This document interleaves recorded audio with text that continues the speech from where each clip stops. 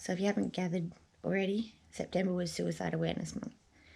And I spammed my Instagram and my Facebook every day with a face of someone that I lost to suicide. My family lost to suicide. So being the last day of Suicide Awareness Month, I thought I'd do something a little different. I'm going to tell you what it's like to lose someone to suicide. It's painful. It's a pain that I would never wish upon anyone. When that phone call came in, it was 12:02 on Wednesday the 10th. And being that time of night, it was not the call that I thought it was going to be. When I answered that call, if I'm going to be honest, I thought something was wrong with Dad. But then those words came out and my mum said that my brother was gone. And it was instant disbelief and sharp, agonizing pain. I screamed down the house. Pretty sure the whole street heard that. I rang my brother. I rang my sisters. I went to his house. I sat in the driveway until 4 a.m. while forensics and homicide went through the whole place.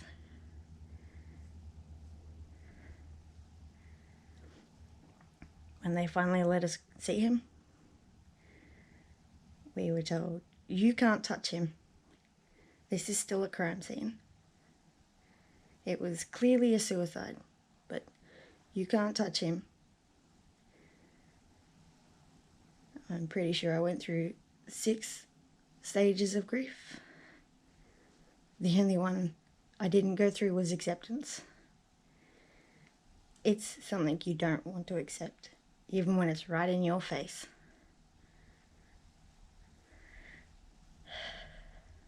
I sat on the floor next to him. I begged him to open his eyes. And when that didn't work, I somehow irrationally rationalized the irrational. I was willing to give him my heart to see his beating. He was 25. He had a 7-year-old kid. I had only spoken to him the morning he died. I was messaging him the morning he died. We had plans to go fishing that weekend. That weekend came, but those plans never did.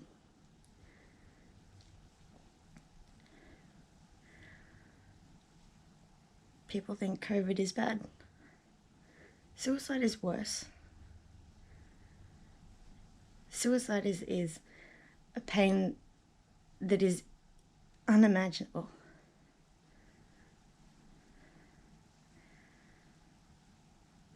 When you see the strongest people in your life on their knees, you don't know what to think. You don't know what to do.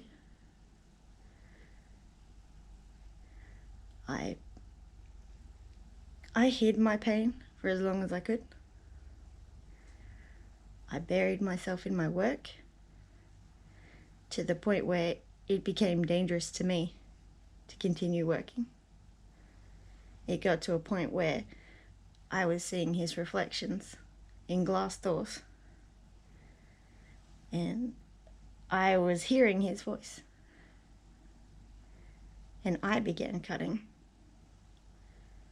Not because I wanted to die, but because I wanted to feel a pain that was different to what I was feeling. There is nothing that numbs the pain of losing someone. There is no painkiller in the world that takes that away. There is no amount of alcohol that'll take that away.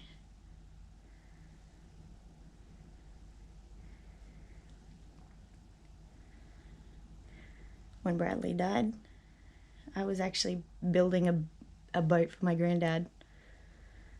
I'd bought the hull in 2018 and I was slowly restoring this 1980s hull in memory of my granddad. I had to put that on hold. I had more important things to look after. And then it came to a point where I used my super to get Bradley a memorial because it was killing me that he had nothing. And then I bought a little tinny, and I've been spamming my Facebook and Instagram with that. It's called My Brother's Keeper.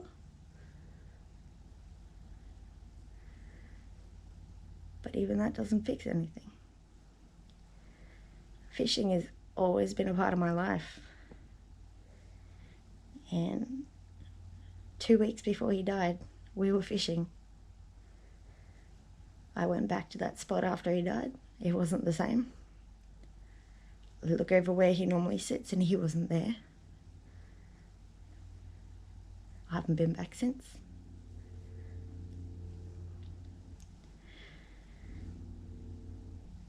I lost my passion for a bit.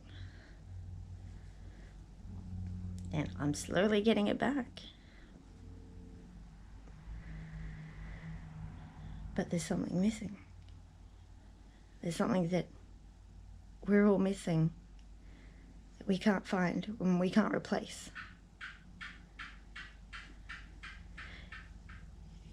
If you think nobody's going to be affected by your suicide, you're wrong. It hurts. It hurts the people you love. It hurts the people that come into contact with you.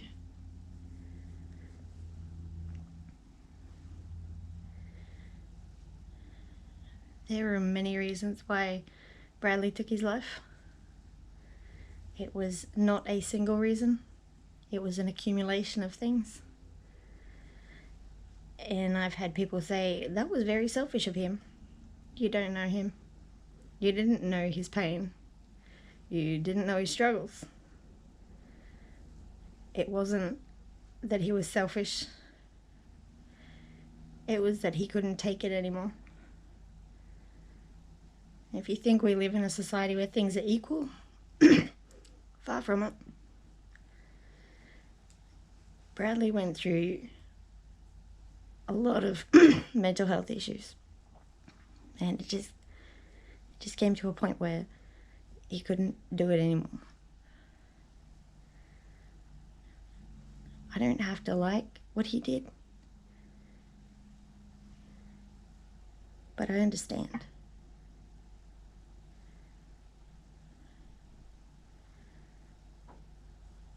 And if you think people aren't affected by your suicide, you're wrong. There is always going to be someone who is affected.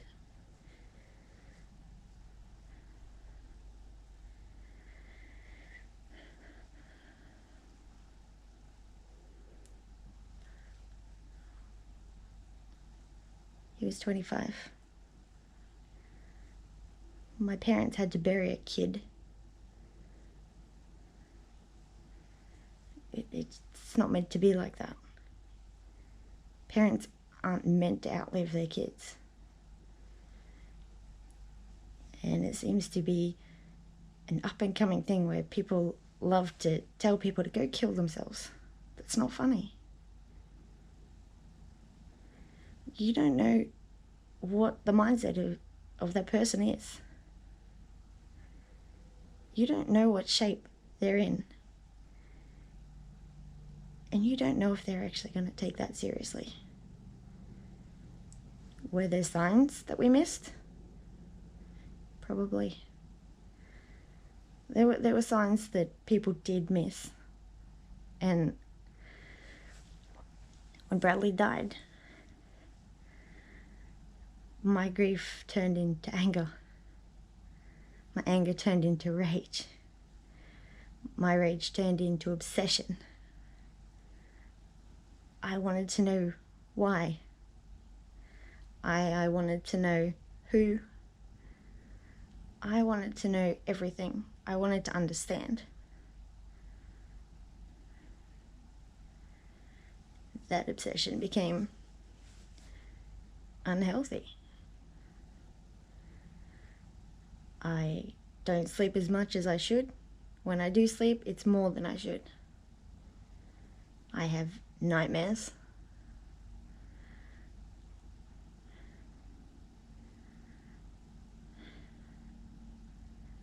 I have regrets.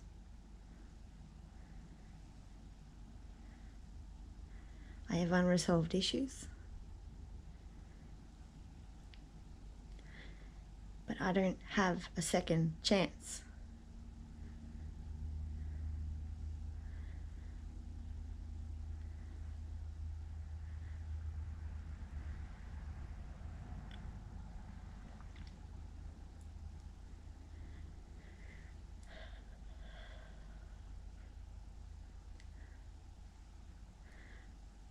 My brother thought that he was not loved, that people didn't care. There was a hole that was overflowing with people that say that was not true.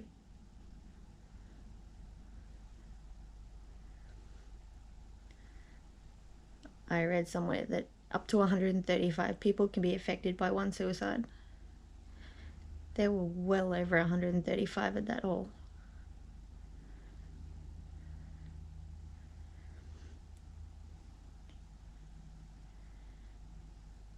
We can't change what happened. We can't fix it. We can't take it back. We don't have another chance. There is no bringing back what is gone. And some days are harder than others. It's hard knowing that he had a whole life ahead of him that he never got. That he has a kid that he'll never get to see. He'll never get to watch grow up. And all we have left is a plaque in a cemetery and ashes.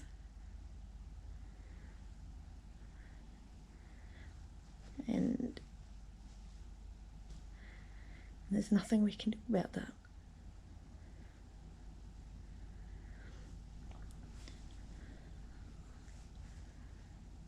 Suicide awareness it's about shedding light on suicide.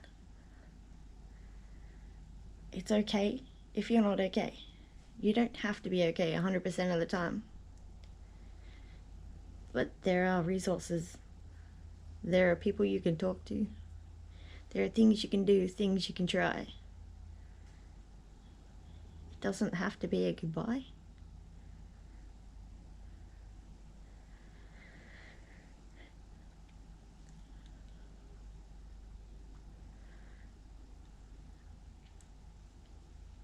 It's a pretty touchy subject with my family,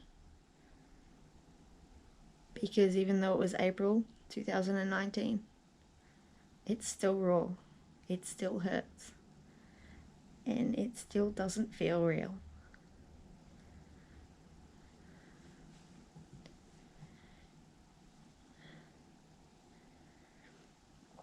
This is what I have left of him.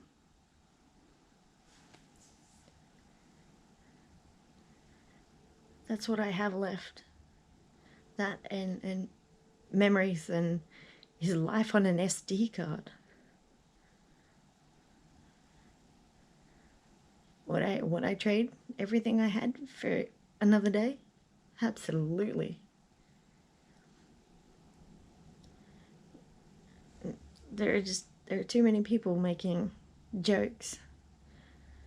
There are too many people bullying. There are too many people that don't think that mental health is real. Mental health is real. Here's your proof.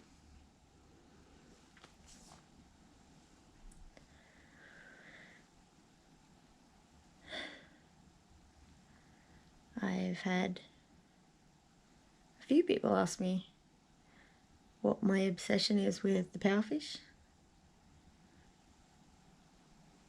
And you're either going to love him or you're going to hate him.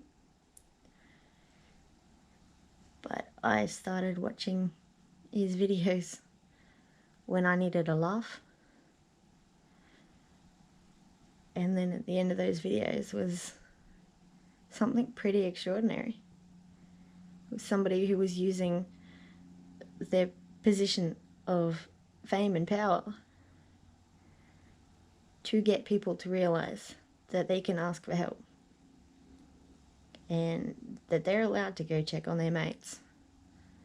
They're allowed to check their own mental health, and it's okay not to be okay. And for somebody to use their position of popularity to do that, I'll follow them till the end.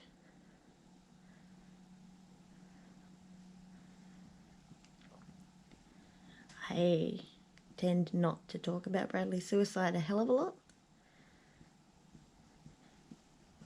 because the image that is stuck in my head, it's not a pleasant one. It's damaging.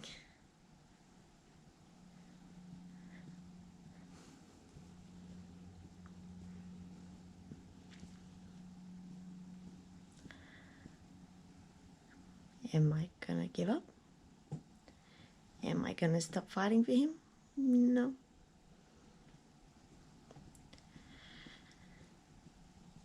And majority of the time, I'm a pretty happy, positive person. That's how I choose to be. One smile can hide 1,000 broken hearts. And mine's pretty broken.